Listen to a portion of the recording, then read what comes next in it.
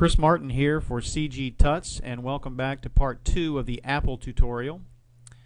When we left last time, we had completed part 1, which we basically set up our scene in Cinema4D, the Apple, and we exported the mesh over into Realflow. We set up the fluid dynamic simulation in there, and we ended up meshing out our Apple with the rocket going through it. So that was part 1. In part 2, we're going to import our data back into Realflow and set up our scene, set up our cameras and lights, and then we're going to export all this using multipass rendering. So this is kind of where we left off in Realflow with the mesh being created and falling down, and we've got all this taken care of. So let's go ahead and jump over to Cinema4D. And the first thing I'm going to want to do is change my timeline from 200 frames to 700 frames.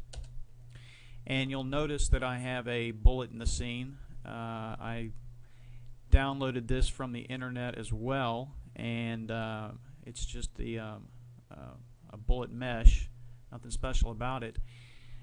What I'm going to do here, and you may be asking yourself why over here I used this rocket for this simulation, and the reason is the rocket's a little bigger than the bullet. I could have just brought the bullet over here in the first place from Cinema4D in an SD file and simulated it that way, but I didn't want to do it for two reasons. The first is because this bullet, or this rocket I should say, is bigger, and it's going to tear more of these particles out from the Apple.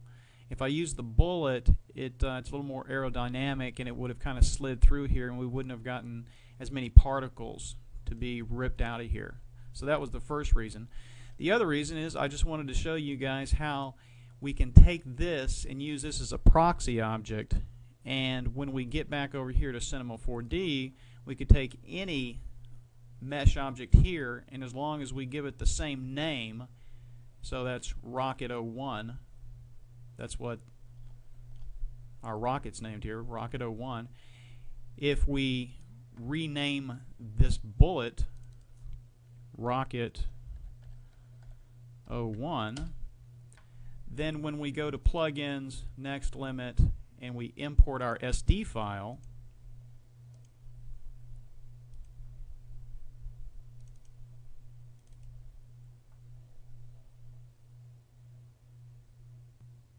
then the rocket should jump over here, but it didn't because I didn't call it Rocket01.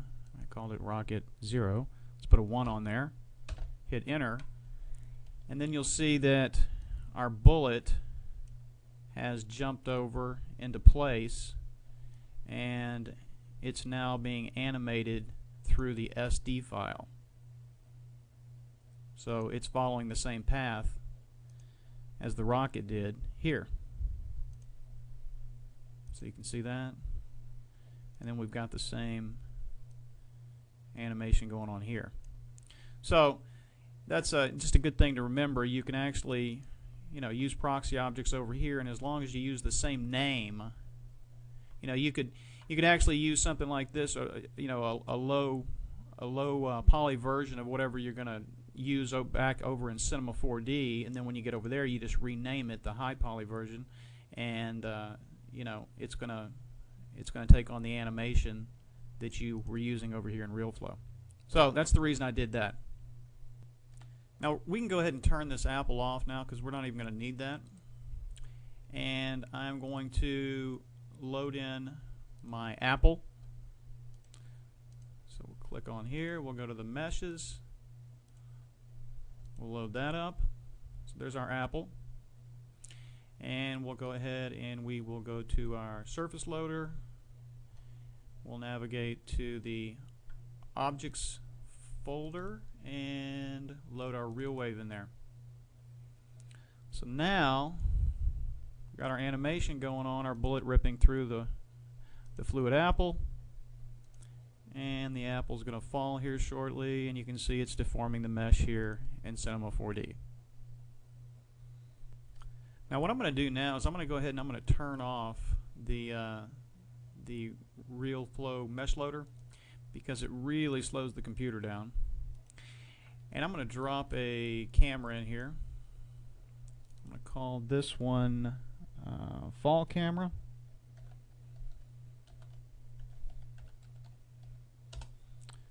And I'm going to duplicate that. Call this one out camera. And I'm going to come over here to the coordinates. Let's load. Let's click on the button here, the target button, to make that the active camera. And I've got some coordinates that I'm just going to plug in here so that we don't have to recreate the wheel here. I'm going to plug in the coordinates that I used in my original file. So X was 34, Y was 454, Z is 1560. The heading was 179, and my pitch was -16. Okay, so actually -16, not 6. Alright, let's go ahead and save that. And I'm going to put a protection tab on there. That's the fall camera. Now for the out camera, we will plug in some numbers here. I've got -618.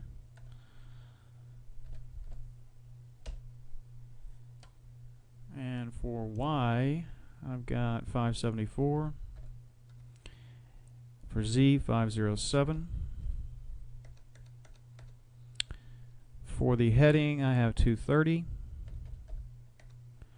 And -3.8 for the pitch. Alright, so that one's looking directly at the bullet. And then I'm going to control drag over this protection tab so that both of these are protected now. So now I'm going to drop a stage object in here, and at 450, let's go to 450, I'm going to drag the out camera into here, and I'm going to give it a keyframe. And at, I think, about 455, I'm going to drag the fall camera in here and give it a keyframe. Okay, so now that we have the stage object in here, we've got the camera looking at the bullet, and all the way up to 450, where it rips through it, and then as it starts to fall, the stage object switches to the fall camera, and we can actually see the apple coming down into the real wave. Okay, so let's go ahead and turn this back off, our mesh. And let's go back up here, and let's go ahead and throw some lights in here.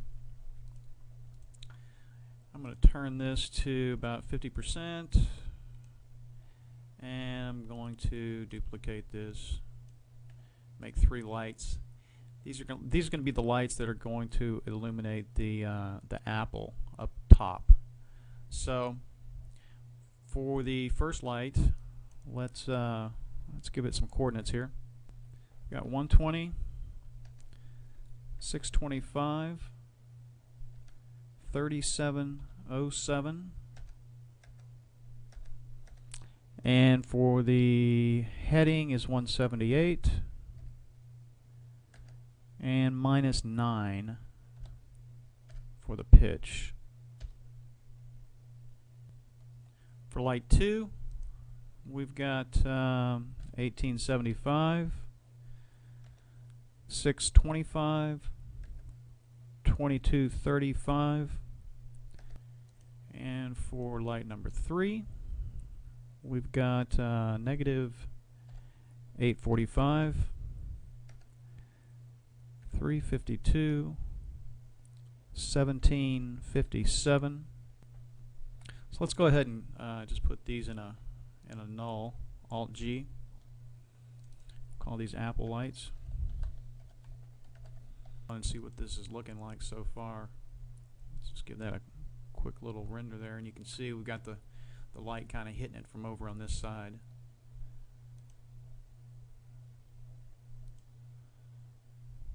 Yeah, that looks great. Okay, let's turn that back off. And I'm going to add another light in the scene. And I'm going to turn this sort of a blue. And we'll turn that to about 50%. And again, I'm going to duplicate that. And these are going to be the lights that are going to illuminate our real wave. Let's go down to the bottom here, start typing in some numbers. Actually I think that's negative 730. 459 and negative 93. For light number 2, I've got 36, 459, and negative 1041.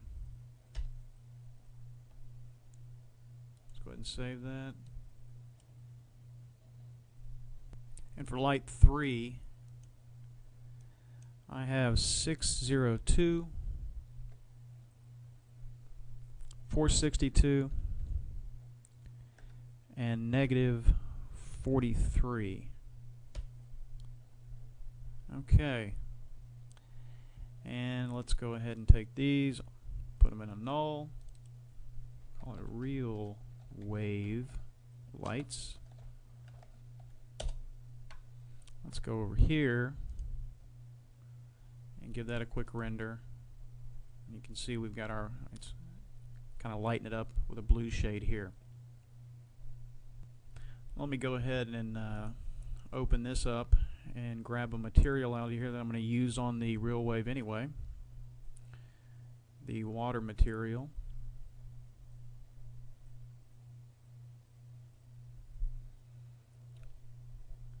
And let me go to my users.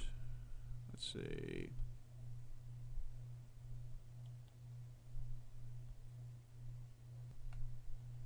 There we go. Material, and there's my water material. I'm going to take that, I'm going to drag that onto my real wave, give that a render again. There you go. You can kind of see how we have our blue lights illuminating this in different parts. Okay, now the last light that we're going to have in here is the light that is going to actually illuminate the apple. So that's going to be a red light. Let's get a little red. And that's going to be at 100%. That's going to be at 72, 498, and negative 151. So let's turn our mesh back on, and let's go ahead and put the water material on the mesh as well. Let's just give that a quick render and see what it looks like. Okay, so we're kind of getting there now. It's probably looking kind of familiar to you. Okay, so let's turn this back off. And what we're going to need to do is we're going to need to keyframe the light from 400 to 548. So 400 is about when the apple starts to fall. So at 400, we're going to take a look at, we're going to keyframe the Y position. So we'll control click there, and then we'll run down to 548. And the Y position should be at 8. And we'll control click it there. So let's just turn our mesh back on. You can see it's really it's hard to work with that mesh, so you gotta, that's the reason I'm not doing this by hand here. I've got these numbers already because it's a real pain to keyframe all this stuff with this thing working so slowly. Let's give that a render. Yeah, you can see that's taking a little longer now. Let me just pause while it finishes. Okay, we're back. There you go. It's looking pretty good. Now the last thing that we need to do, let's go ahead and turn that off again, is we need to keyframe the intensity of this apple light. So at 555, I believe, yeah, at 555, let's just punch in 555 here. We want our intensity to be at 100%, and then we're going to go to 560, and we're going to take this all the way down to 0. And we'll keyframe that. So that way, when the mesh is going below the water, the real wave here, then it kind of looks like the light just sort of, you know, falls underneath the water with the apple, and it kind of goes out. So that's basically the scene setup. We've got most of the work done here. What I want to do now is I want to go ahead and put a few compositing tags on some of these objects. So I'm going to right click on the rocket, and I'm going to go to Cinema4D tags, put a compositing tag on there, and then I am going to control drag that to put one on the real wave, and I'm going to control drag and put one on the mesh also. So I'm going to go here, I'm going to click the rocket, I'm going to go to the Object Buffer tab, and I'm going to click Enable Object Buffer 1. And for the real wave, I'm going to enable Object Buffer 2. And I'm sorry, that's the actual mesh, that's the Apple mesh, and this is the real wave, and that'll be Object Buffer 3. I'm going to go up here to my render settings, and I'm going to make sure that multipass is selected here and select 1, 2, and 3. Okay? Now, just to let you know, if you put these in here from the multipass drop down here, if you put these in here and you have all 1s, then it's only going to render out an object buffer for, you know, for the rocket, which is what we have selected as number 1 here. You need to make sure that you have 1, 2, and 3 selected here, because we have 3 different object buffers that we're using over here. The other thing that I want to do is on the rocket, I want to put an external compositing tag on that, and that way when we get into After Effects, there will be some 3D information attached to this bullet, because we're going to actually attach a 2D flare to the bullet, and we want it to be able to follow the bullet. So that's going to be made possible through this external compositing tag. Okay, so let's just make sure that we have our render set up properly. We've got multipass selected. We're going to save. We need to give it an output. The multipass needs to have an output path, and you need to make sure that you turn on your compositing project file and click on Include 3D Data and save that as well. If you don't do this compositing project file, then this external compositing tag that I was talking about will not go over into After Effects. Okay? The other thing that you want to make sure is that you have your anti-aliasing set to best in animation. And that's about it. Have your output for all frames, and you're good to go. So that's going to about wrap it up, I guess, for the for part 2 of this tutorial. In part 3, we are going to take all of this back into After Effects. We're going to import it, and we're going to isolate all of the objects in the scene, and we're going to apply some post effects and then render it out. So, this is Chris Martin for CG Tuts.